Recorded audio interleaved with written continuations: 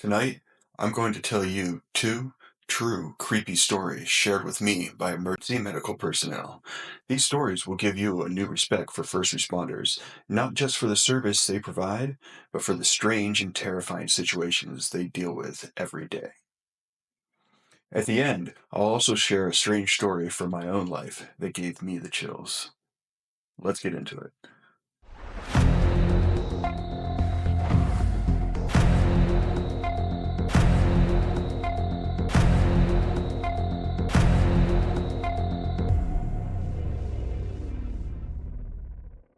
Mark was a dispatcher at a small ambulance station just outside a large city in the middle of the United States. His unit handled various calls, including transporting patients who were unable to get to their appointments themselves.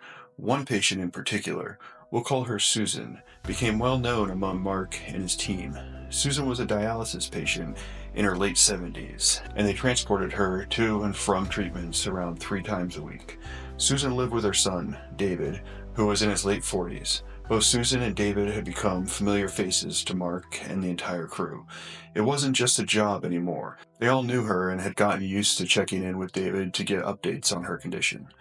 One day, Susan wasn't feeling well, but she still wanted to go to her dialysis appointment. During her treatment, she unexpectedly lost consciousness. Mark's crew sprang into action, taking her from the clinic to the hospital immediately. A few days later, when it was time for her next treatment, they called the hospital to check if she'd been discharged. The hospital informed them that she hadn't been released and was receiving dialysis there, so she wouldn't need their transport. At her next scheduled treatment, Mark's team called the hospital again, only to learn she had been discharged. It seemed strange, though, because Susan had always relied on their station for transport, and they hadn't been the ones to take her home. But Mark shrugged it off and called David, who told him Susan wasn't feeling up to the trip, and he might take her back to the hospital soon himself. When the next time for her appointment came, the team called David again, only to learn that Susan was back in the hospital. This happened a few more times. Each time, David reported that Susan was too unwell to go, or that she was back in the hospital. It wasn't long before something began to feel off with Mark and his crew. A few days later, when it was time for Susan's next appointment, Mark tried calling David, but there was no answer.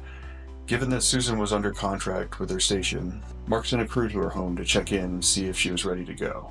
When they arrived, they knocked on the door.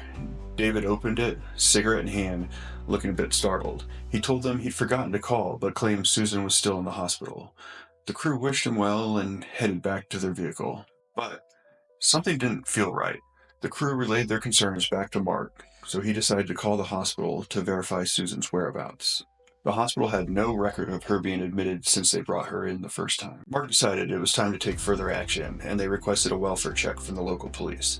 The next morning, Mark walked through the station door and immediately received a call from the sheriff. Right away, he could tell something was wrong. The sheriff explained that the police had arrived at David's home, where David claimed his mother was inside resting. After some convincing, he allowed the officers to enter. What they found shocked them. There, on the couch, was Susan.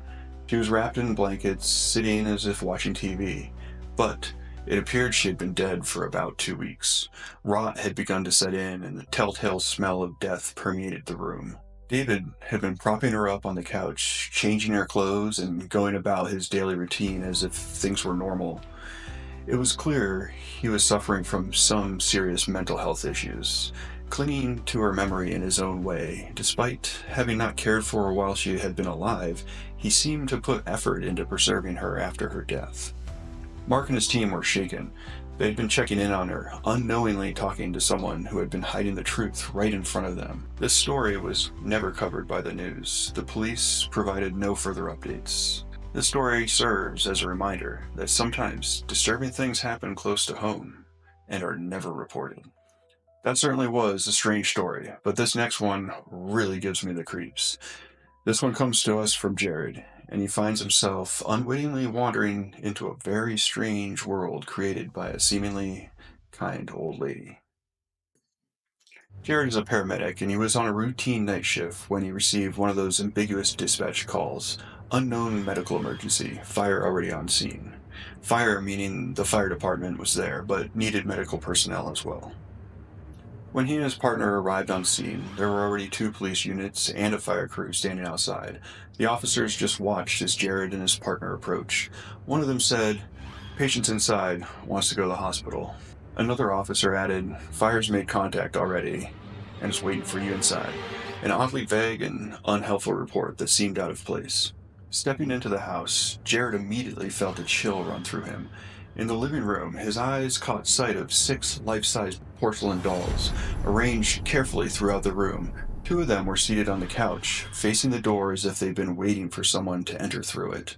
2 others were set up in the corner for a tea party, complete with tiny cups and saucers. Another stood unnervingly still by the fireplace, while yet another appeared to be reading in a chair, its glassy eyes fixed blankly on an open book. Jared's stomach churned. The sight was disturbing as it was surreal. Then he looked closer. Each doll had a painted smile, but it seemed wrong, almost as if the smiles didn't quite reach their eyes, and those eyes, small, beady, and dead, staring right through him. They felt far too aware. Out of the corner of his vision, he could swear he saw one of them move, ever so slightly. Trying to shake it off, he took a deep breath and continued into the dining room. He stopped dead in his tracks. This room was inhabited as well.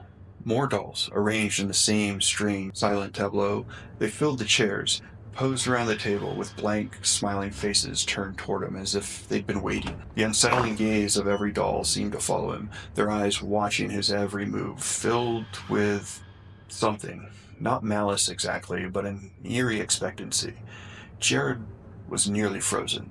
He'd seen a lot of strange things on the job, but this was unlocking a new fear he hadn't known he'd had. As he started up the stairs, he met one of the firefighters.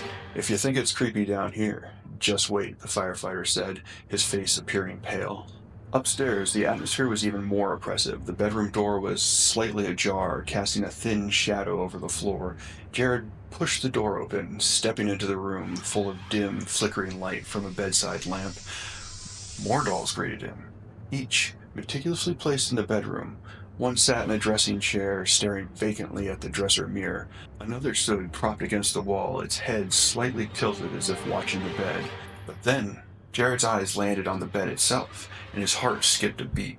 Next to the elderly woman he'd come to help was a large, man-sized doll. Its painted face had a forced, unnaturally wide grin, dressed in clothes that seemed strangely familiar. Old, worn pajamas and a robe that had likely belonged to a real person. Jared's stomach turned as he put it together. The doll was dressed in the clothes of the woman's late husband. She replaced her husband with a doll. He was sickened and empathetic at the same time. The woman noticed his reaction and gave a sad smile. "I lost my husband a few years back," she explained. "My children moved away, so I wanted to bring joy and company back to this house." Her voice was calm, a little too calm, as if she hadn't quite realized the haunting effect her companions had on others. "This one," she said, gesturing to the doll beside her in bed, "is dressed in his clothes. He keeps me company." Jared glanced back at the doll, feeling an intense, uneasy pressure, as if something were pressing against his chest. He couldn't shake the feeling that those glassy eyes had shifted, that the doll was looking back at him. This lady hadn't brought joy or laughter back into her house. It was something else, something dark, as if the presence of these dolls had absorbed the loneliness, the grief, and transformed it into a hollow charade, an unsettling emptiness. As Jared finished the call and left, he couldn't get the image out of his mind. A week later, he realized why the dolls had disturbed him so deeply. October 3rd, 2014, a certain movie had just been released. Annabelle.